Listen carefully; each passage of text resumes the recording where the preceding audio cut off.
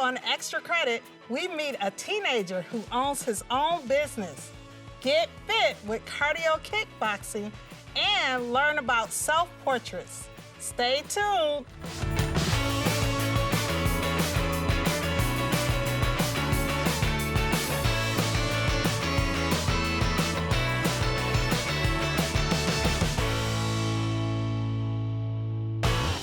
Hi, I'm Mrs. Pizzo, and I'm so happy you've joined us. Welcome to Extra Credit, where we meet interesting people, explore new ideas, and discover fun places together. Today's theme is Our Stories, and we have so many wonderful stories to share with you.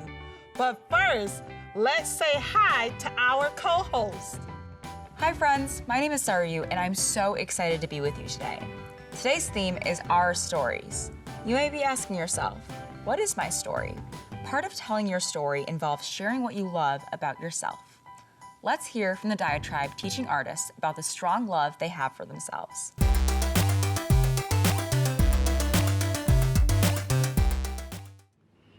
I love my sense of humor. I think I'm so funny. I love my capacity for empathy and compassion as much as I hate it some days. I love it. I love my goofy faces. A lot of what I love about myself is just being goofy. I love the way that my brain works. It's like the things that I have hated about myself are the things that I also love about myself. Having like mental illnesses and stuff, it's like, feels like your brain is your enemy, but the mental illnesses are the shadow to the light that is how creative and imaginative my brain is. And so I guess I love you, brain. I love the fact that kids feel safe coming to me with anything. I also love the fact that I not only have the respect of the youth, but I have respect from those who may be in the streets and not doing the most glamorous things. And I also have a great relationship with those who are mayors and CEOs. And so I like the fact that I'm able to bridge that gap between all of them by being who I am. I love my sense of humor. I think it can be very, very dark at times, but it's like 99% true. I love being surprised, right? You know, like we talked about stereotypes. Let's say like you prejudge somebody that walked in, right? Or you had no expectations, and then all of a sudden they just surprise you and they just have a great talent, or they hit you with a quote that lasts a lifetime, right? That I love, right? Just like the art of being surprised, man. Like that, something that just puts a smile on your face for days to come. I love that. And I love being a dad, man. I never expected that. Not that it was like, yeah, man, I hate my kids growing up or nothing like that. No, I just never expected the amount of love I have for a little human, and like to just hold her, to smile, to get her to smile. I love seeing my mom around my kids. Like, I love seeing my family. Yeah, man, and I love to do stuff for people, man. Like, I am constantly surprised when somebody says, man, yo, you told me such and such and this, and it's always stuck with me. And then, like, for somebody to take what I've learned and to use it for themselves and try to better themselves, I think that is one of the most gratifying feelings on the planet.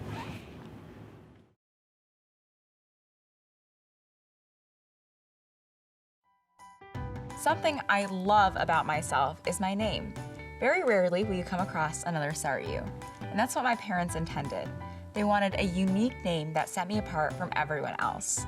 And growing up, I didn't love it.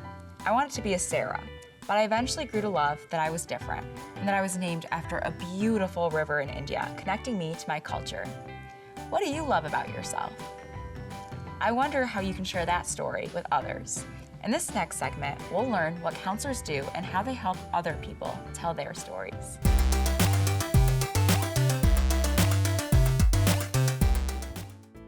Hi, my name is Dr. S. I am very proud of my job because I care for how people feel, think, and behave. I am a counselor. Counselors help people of all ages explore their feelings and goals. There are many types of counselors. Mental health counselors help us understand our big feelings. They help people when they are feeling sad, angry, scared, or worried. They listen, help us understand what happened, and work with us on how to feel better.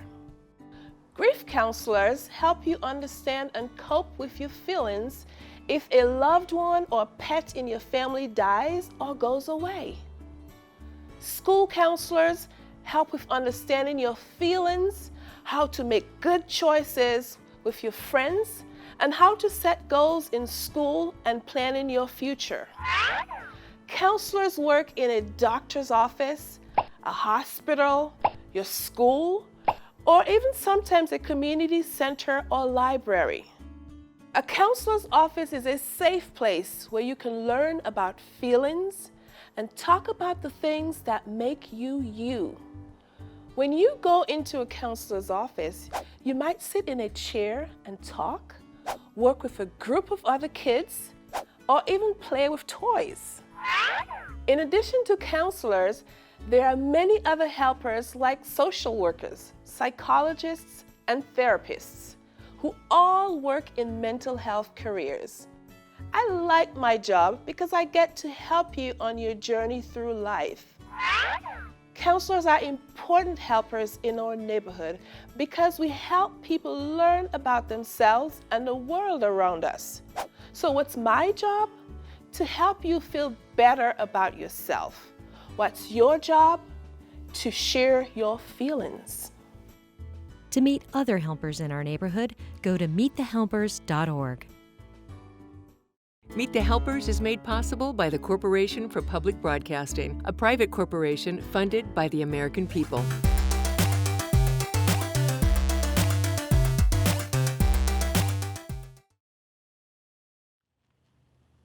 I think it's really important because it's almost like you don't know if you're allowed if you don't see it, which is really strange. Like, one of my mentors is this guy. A lot of people hearing this aren't gonna know. Guy's name's Daniel Williams. He used to be the executive director of this nonprofit called WCF.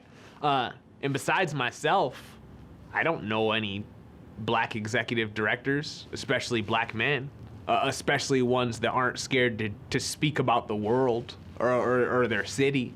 And if not for him, I would think that all the executive directors or people who work in nonprofits have to look a certain way or operate a certain way. And I think that, again, by seeing people like that, it shows me that I can not only do that, but I can also push farther.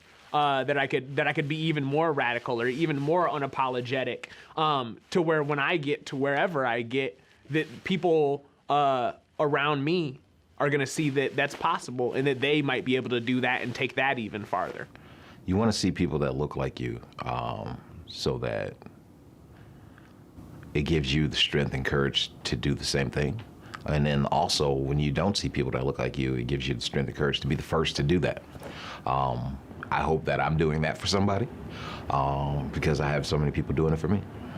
I think that I used to really identify with Ellen DeGeneres and felt inspired by her as someone who was a performer, who was a comedian, who became really successful, who had a downfall because of her coming out, and then rose back up to have a really successful career.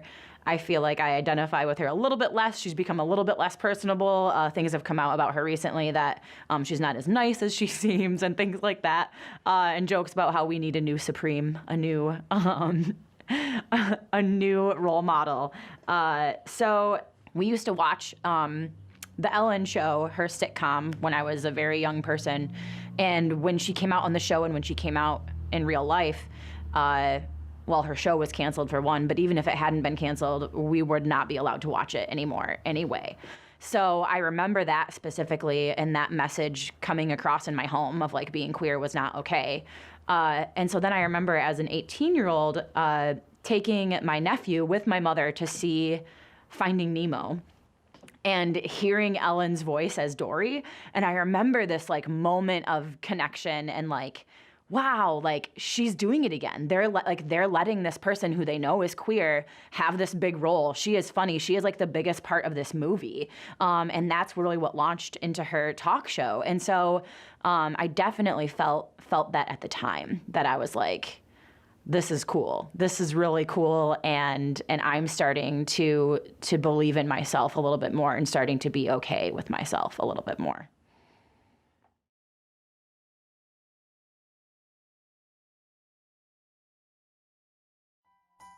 Hey mathematicians, are you ready for our daily math challenge?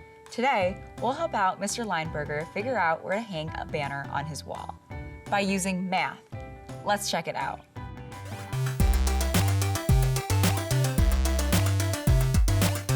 Hi there, everybody. I'm Mr. Lineberger, and today we're going to do some pretty amazing math. You're going to help me solve a problem. But first, a little music.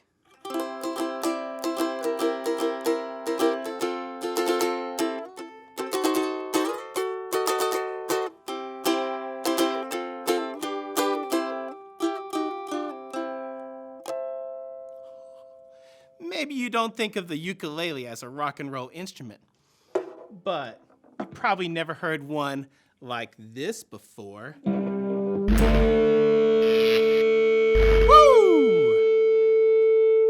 See, my band just had this giant banner made to go behind us on stage.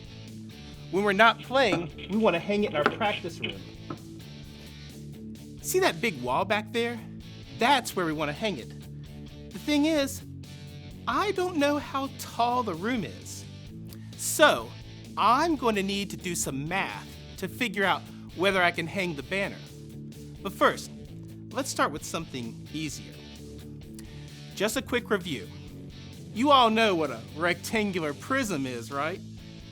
In this case, I have a prism that is 4 meters wide, by 5 meters high, by 2 meters deep.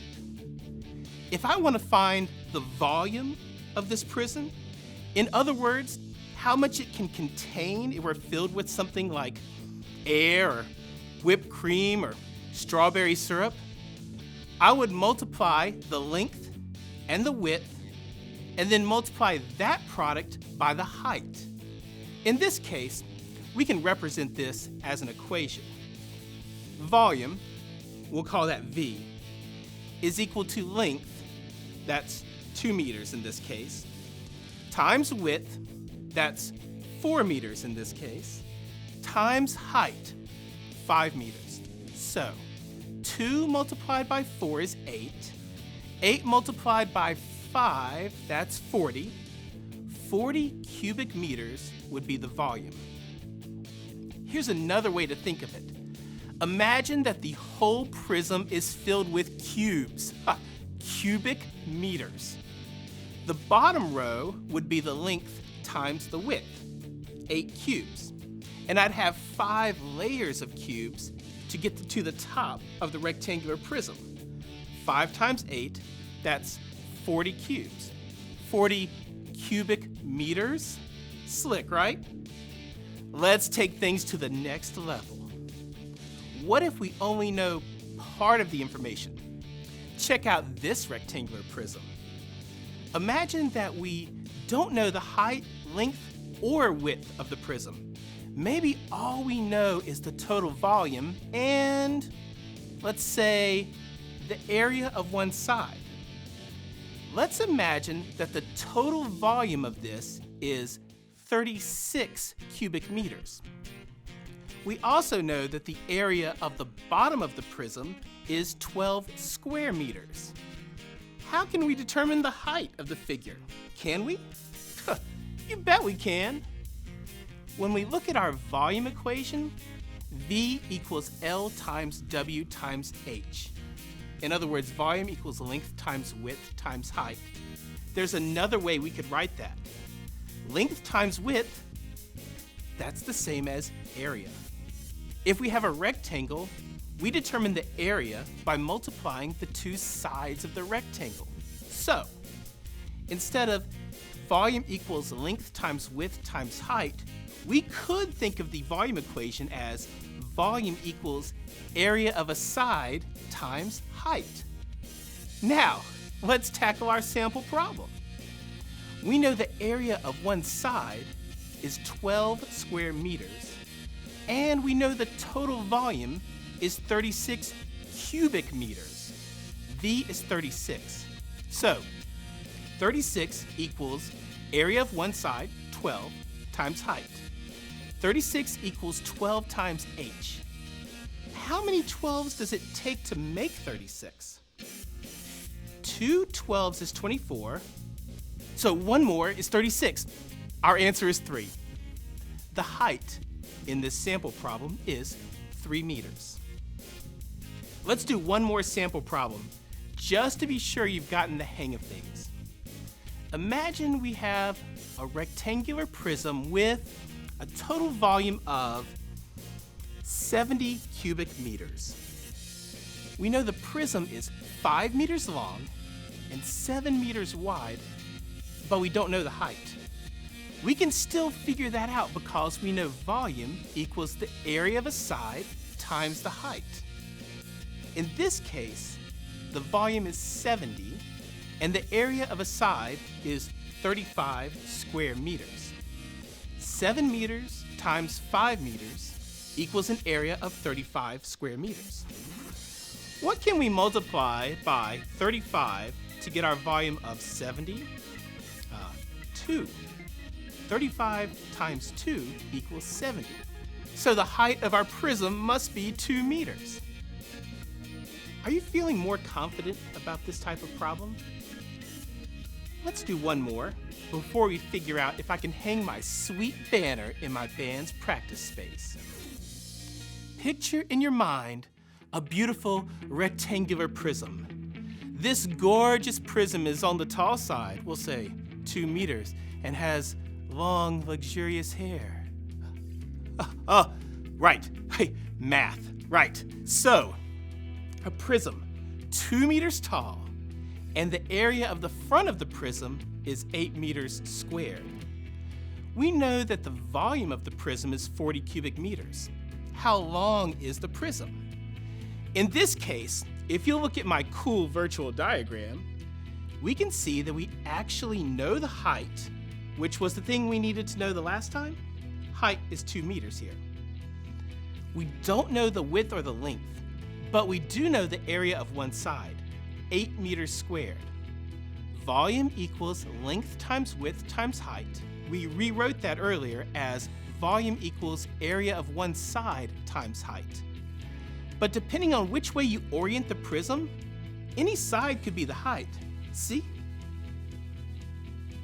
For this problem, volume equals the area of one side times length. Let's write that as volume equals 8 times length. The volume is 40, so 40 equals 8 times L. How many 8s are in 40? I could count by 8. That'll help me figure it out. 8, 16, 24, 32, 40. 5. The length of our gorgeous, tall mystery prism is 5 meters. I think you're ready to help me with my banner. I don't have a tape measure to do the actual measuring, but I know the area of my band's practice floor because I bought a rug to cover it. The floor is exactly 40 meters squared. That means the room might be 8 meters by 5 meters, or 10 meters by 4 meters. It might even be 2 meters wide by 20 meters long. No, that's silly. It's a room, not a hallway. But it doesn't matter what the dimensions are. If we know the area, we can figure out how tall the room is. I also know the volume of my practice room is 120 cubic meters. So you might think it's crazy that I know that, but I'll just say an underwater music video was involved. The banner I want to hang is 2.5 meters tall. Is the room tall enough to hang it? I'll wait a moment. I know some of you are about to figure it out. Give me your best rock and roll yes or no. Let's see if you're right. Volume equals area of a side multiplied by the height. 120 cubic meters equals 40 times the height. 40, 80, 120. That's 3. The height of the room is 3 meters. If the banner is 2.5 meters tall, we'll totally be able to hang that bad boy. Thanks for working out some rockin' math with me today. We took what we knew about the volume of a rectangular prism and figured out the height of my practice space and determined it was tall enough to fit the new banner. We used a little multiplication, a little division, and a lot of sweet brain power. Well done.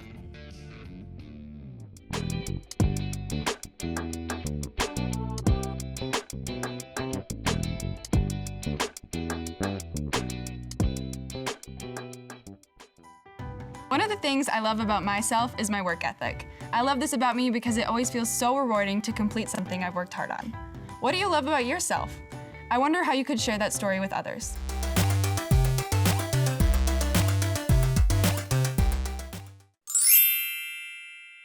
I'm a full-time poet and playwright, multimedia artist, and I'm a producer. I produce a really large concert called Black Women Rock. I've been producing that since 2004. Write from your heart and tell the truth. That's the first thing. And then you have to read. And you have to read people outside of yourself. You have to read every writer you can get your hands on. You have to read fiction, read nonfiction, read memoir, read the newspaper, magazines. You have to read in order to be a good writer, in order to write a good poem, a poem that hasn't been written like any other poem that's ever been written, because you're always trying to outdo yourself. You have to find a way to get an audience to the place where you were when you were simply writing it.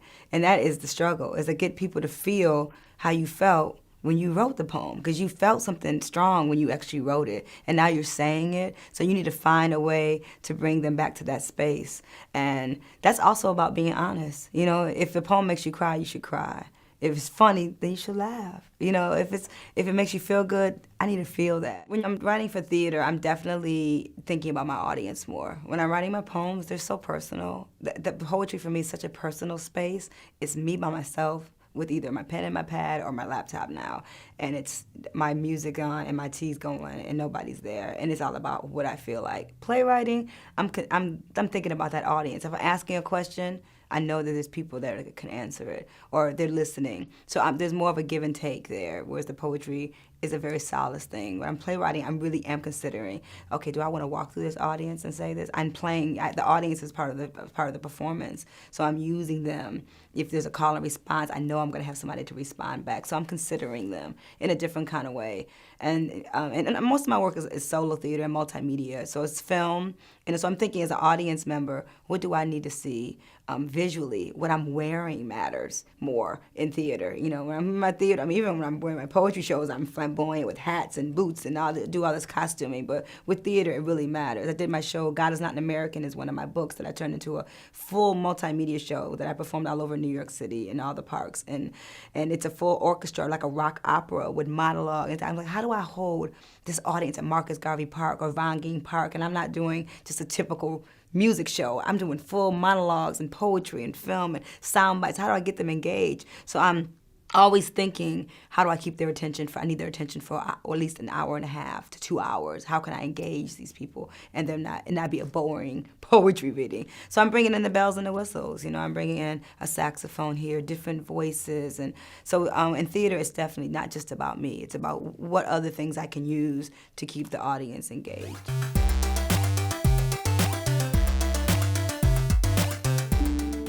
So we're here at the Zewing Center of Anishinaabe Culture and Lifeways.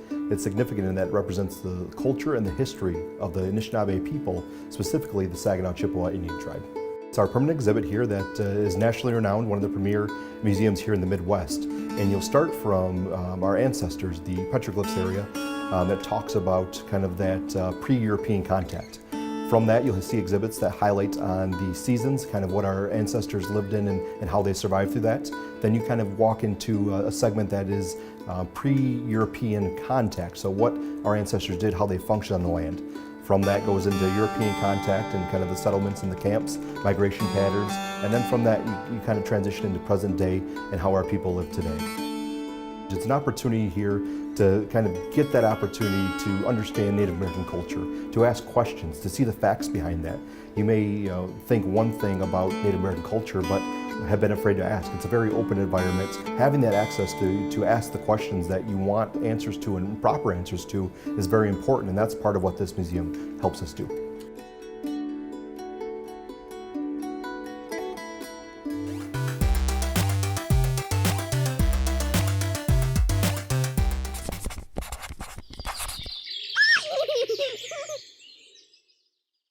Welcome to Impact at Home, where we practice interrupting prolonged sitting with activity. I'm Michelle Van Dyne, and I am here to help you get moving for the next 8 minutes. You'll be surprised at what these moments of movement can do for you and the rest of your family so that you can stay active and healthy at home. So go ahead, let's get up and let's start moving. Hey everybody, for this movement activity, we're going to be doing some cardio kickboxing. We're going to start with a quick warm-up. We're going to shuffle twice, touch the ground. Shuffle, touch the ground. We're getting our joints ready, our blood flowing, just getting the body warm. Good job, keep going. Make sure you have enough room. You're not going to bump into anyone or anything. You're doing good, keep going.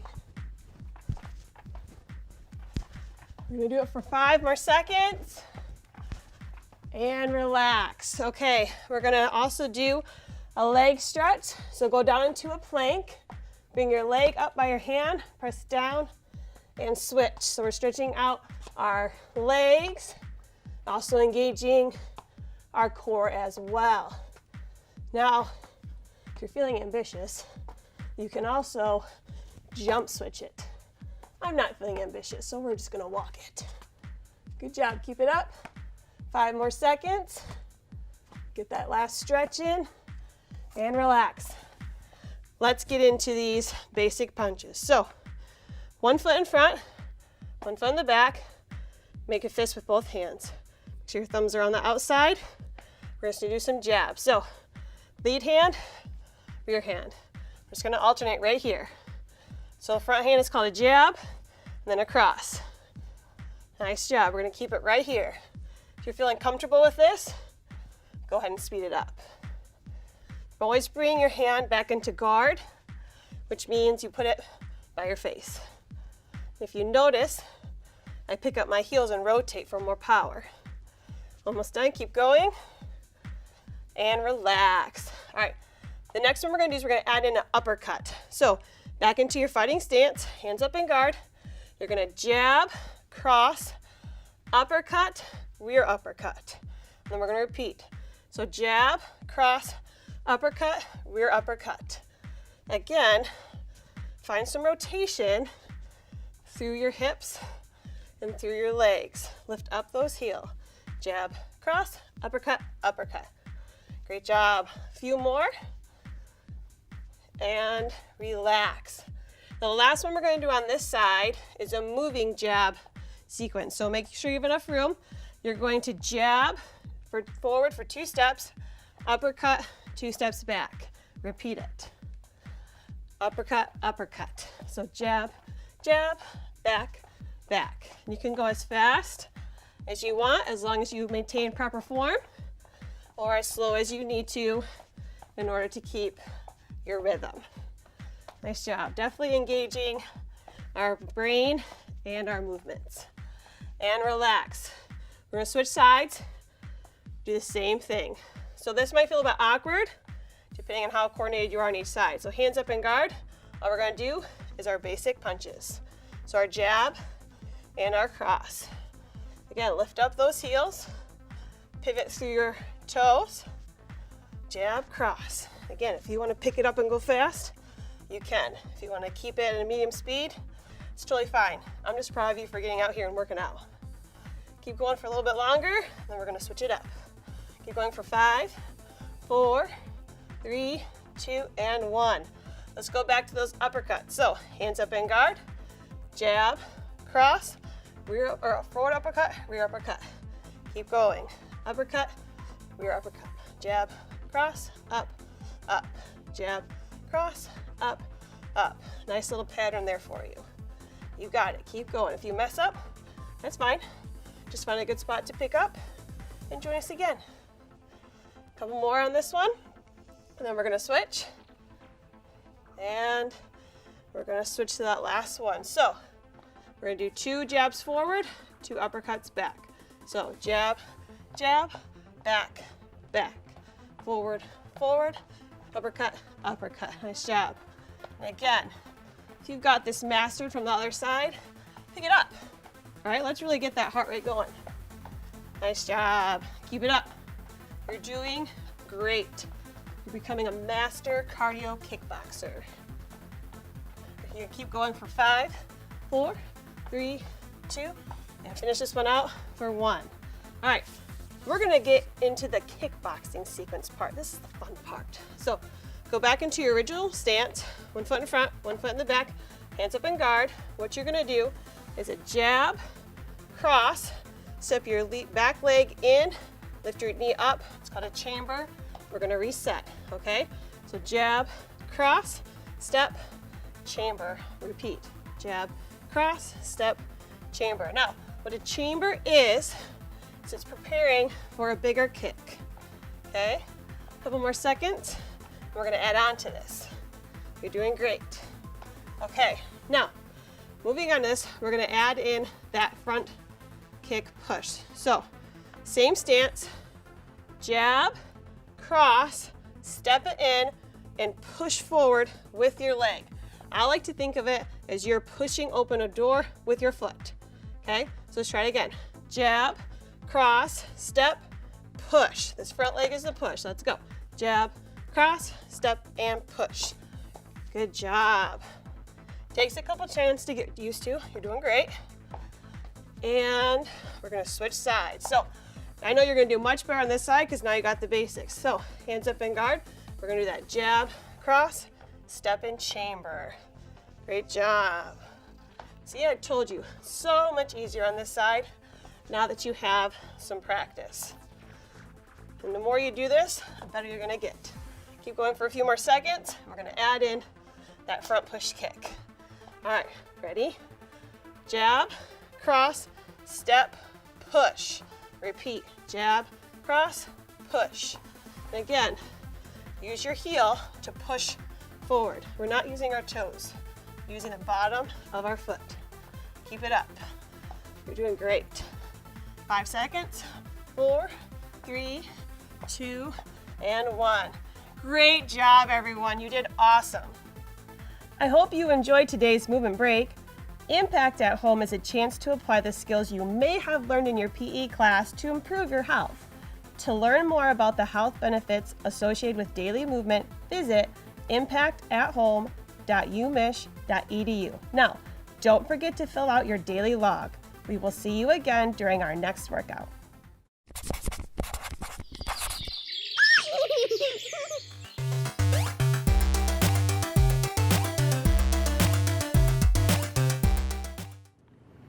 Well, this is a self-portrait. I am a ball of emotion and colors, and there's nothing linear or perfect about me. I'm all over the place, and I am grateful to be in a space where I can finally find acceptance for the fact that I'm imperfect and I'm abstract, and that there's no stroke that will ever be the same that will come from me. And so, you know, this piece, this self-portrait is literally just a reflection of my being, my blackness, my boldness, the love that I'd like to people to feel when they see me. I hope it looks like this. If I didn't have mirrors, or if I could not see, this is what I would assume that I look like. A big old blob of beauty. I think I nailed it. So the picture, man, it's me, like, I'm a man of many hats, right? So I got a hat on, I got my glasses. You You know, I got teacher, I got comedian, I got writer, uncle, poet, rapper, father, genius, friend. Yeah. I chose to do like a collage and cut up a bunch of magazines because magazines are cheap, and we also had some around the house. So you'll see a bunch of just different icons and change makers and people who had a radical impact on history. And I tried to do that in my city and in my neighborhood. So I tried to get a lot of people who really, really, really inspire me. This collage here represents me.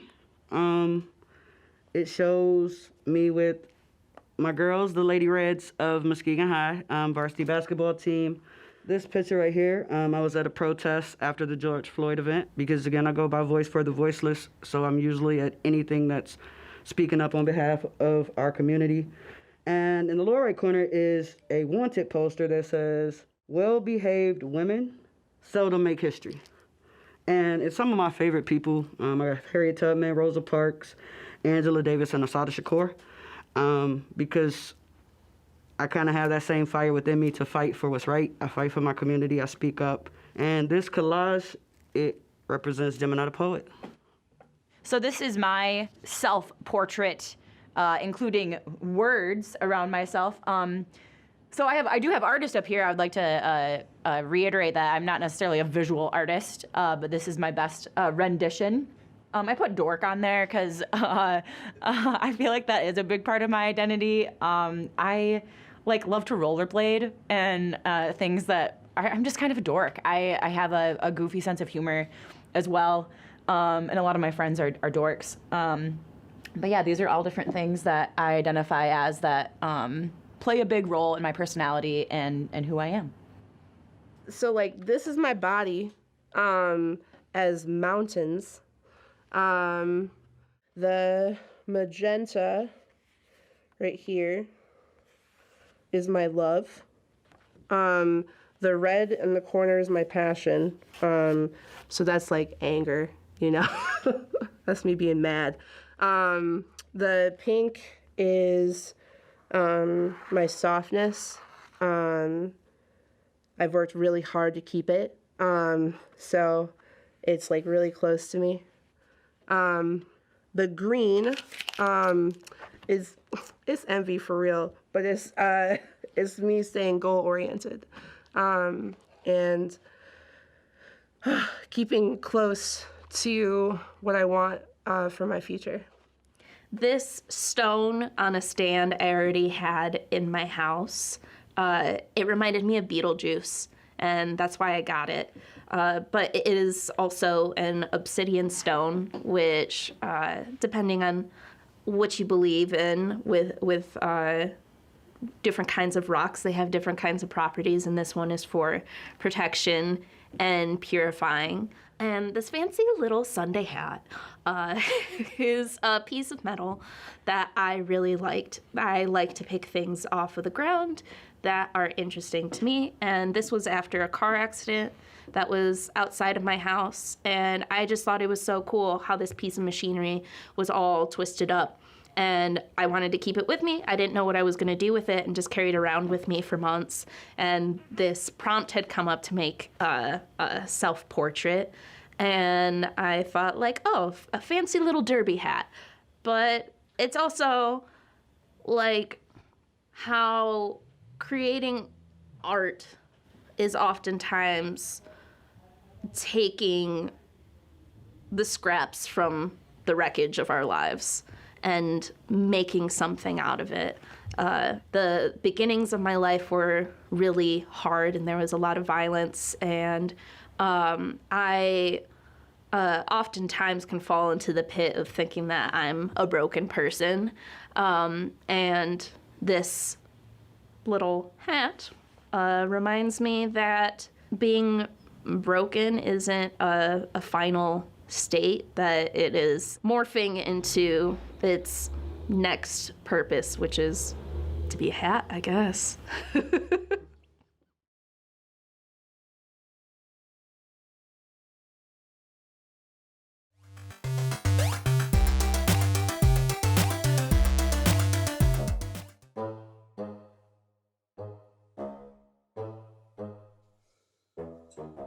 Naomi? Are the how-to guides for my in-home vacations done yet?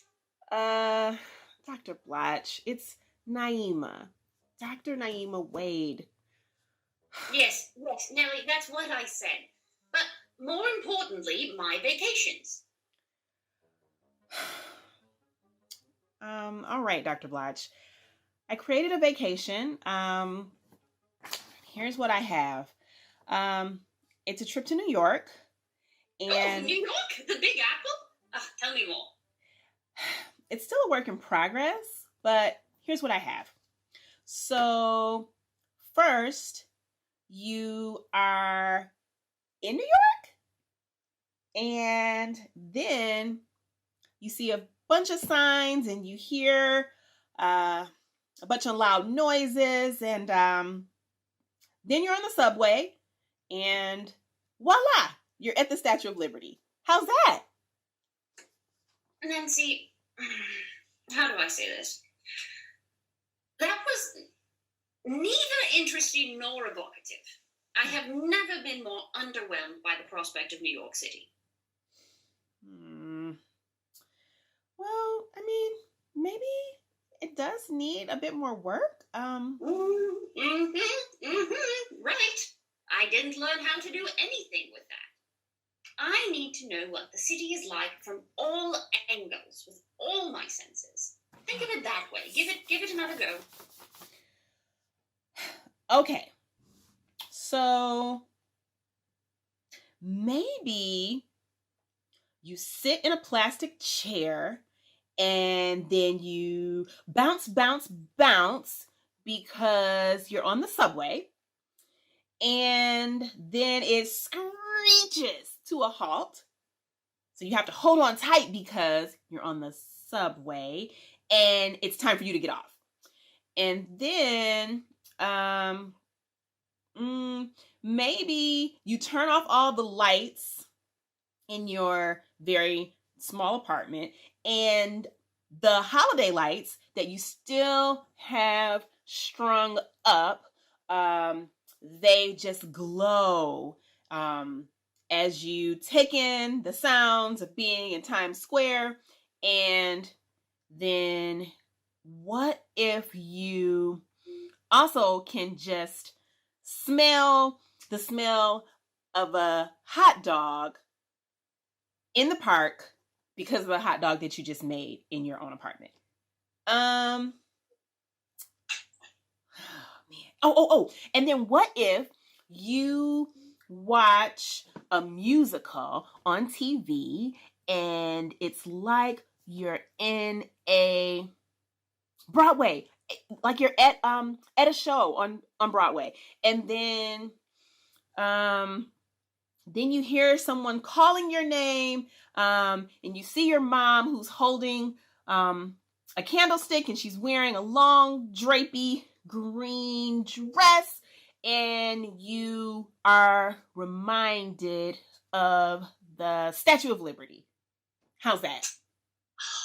It's like I'm really there. Okay. That was hard work, but it's possible. Goodness gracious.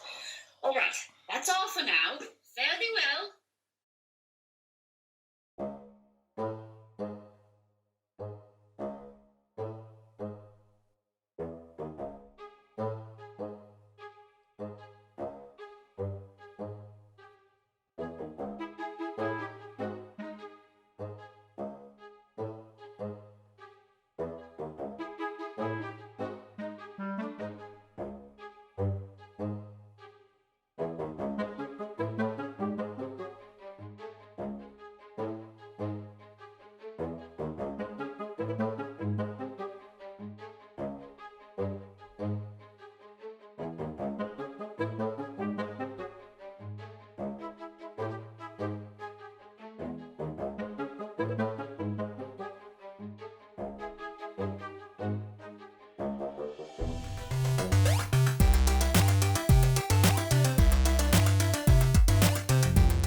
People ask me, Eric, why don't you speak your native language? And I simply say it was systematically taken out of my community.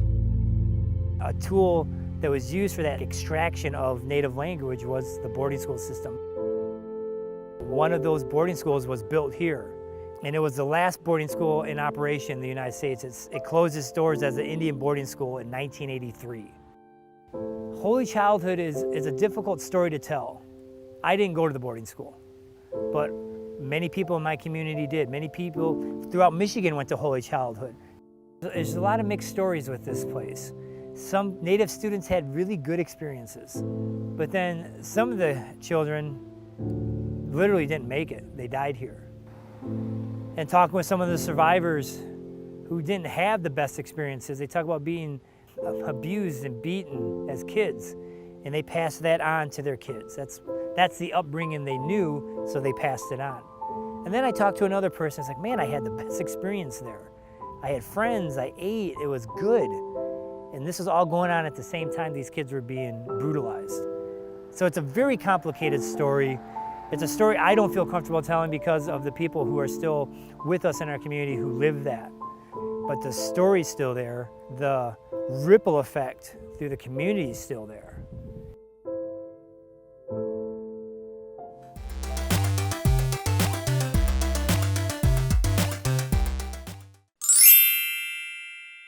I write and direct movies, independent films, movies for television, television commercials, and also music videos. Get a camera.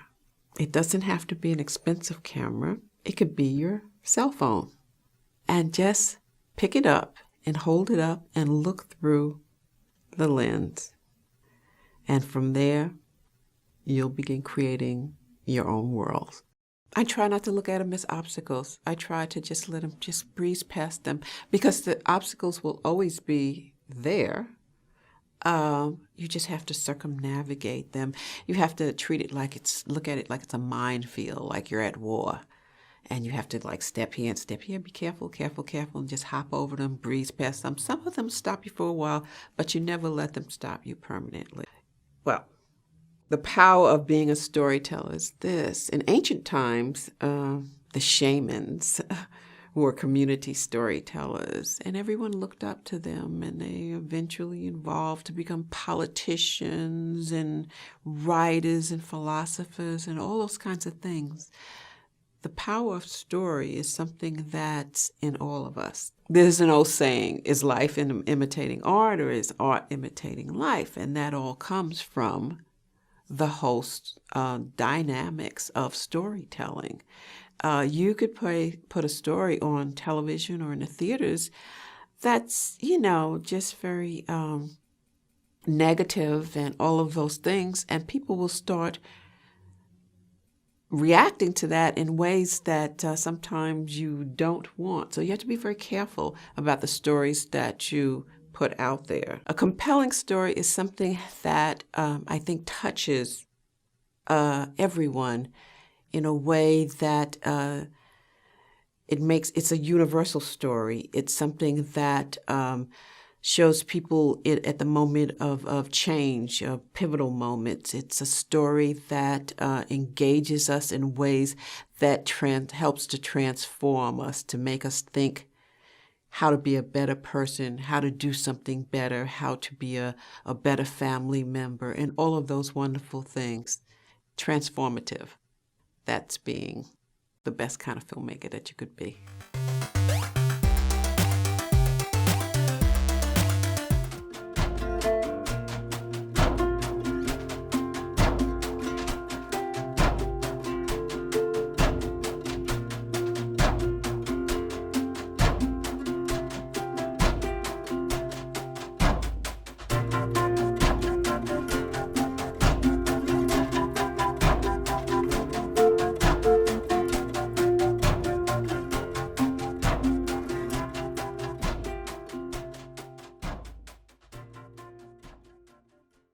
I get to work, first thing I do is turn on my email, and I discovered this one. I didn't know who it was from.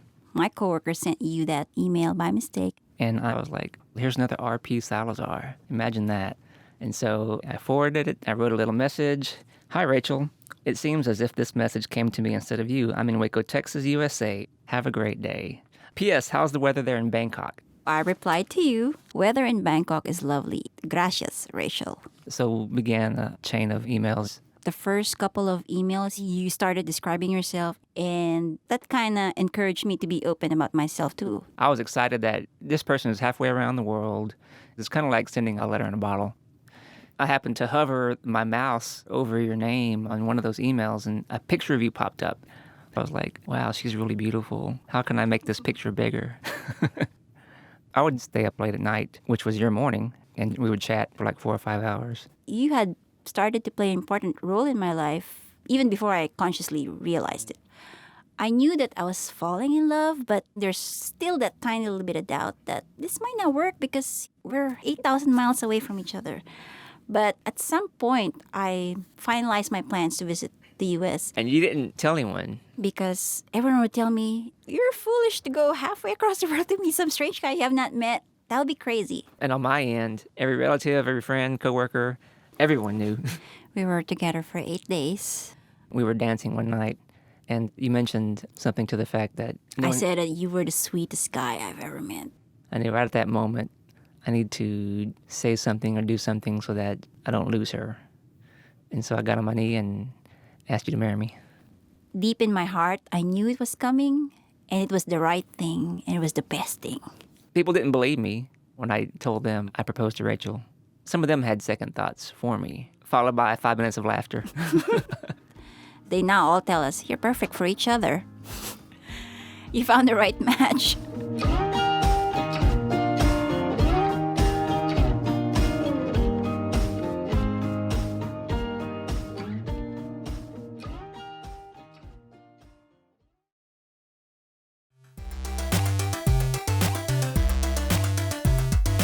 By day, Blake Klump is a typical high school student. He goes to class, he goes to football practice, but he also finds time to run his own business.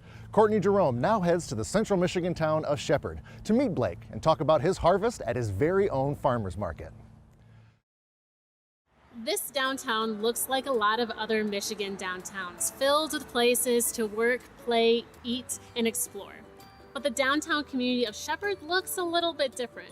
Where you would expect to see another brick business, instead you'll find this brick and mortar. It's owned by a young entrepreneur. I'm 16 years old. In school, I'm a part of student council. Been a part of student council since my 5th grade elementary school, all through middle school and now into high school. I do BPA, Business Professionals of America, a lot of things in that nature. Other leadership groups and stuff that have popped up along the years, I've become a part of those. I play football, I do powerlifting in the winter, and then I'm a golfer in the spring.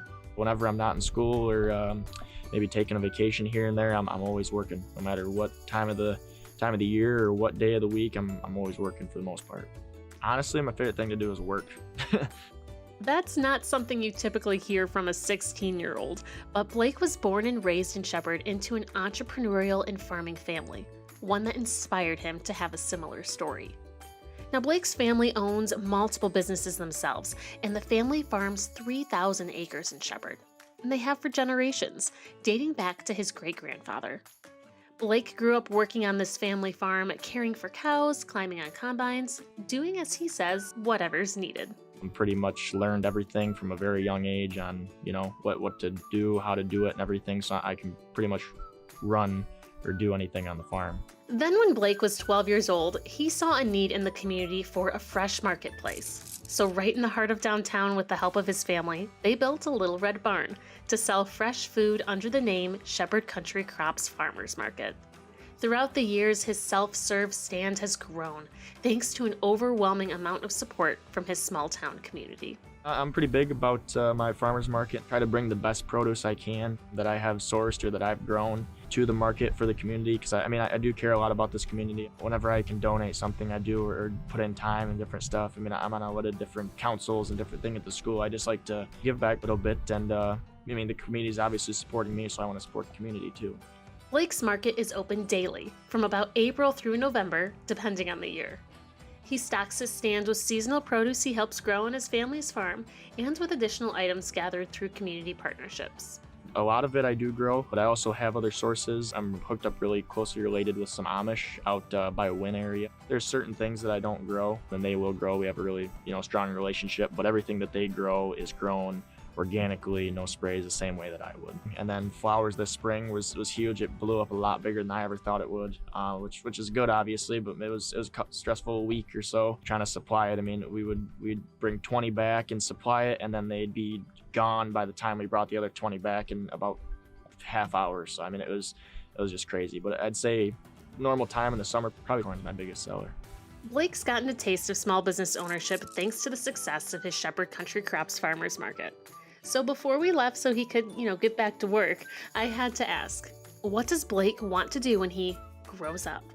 Man, when I grow up, I don't know. I've kind of want to take the role as that entrepreneur role. I like being an entrepreneur. I really don't have a set business as far as anything. I think I'll continue my stand for quite a long time, but I just want to be an entrepreneur. Whatever I think will suit me best and whatever I can see as an opportunity and take advantage of it. I had a great time learning about our neighbors. Wasn't it cool seeing Blake run his own fruit and vegetable business? If you could start your own business today, what would it be? Think about it. I'll see you next time. On the next episode of Extra Credit, we meet a chef who used food to heal a community, visit a beef cattle farm, write a wacky weather report, and much more. Get your extra credit on the Michigan Learning Channel. This program is made possible in part by Michigan Department of Education, the State of Michigan, and by viewers like you.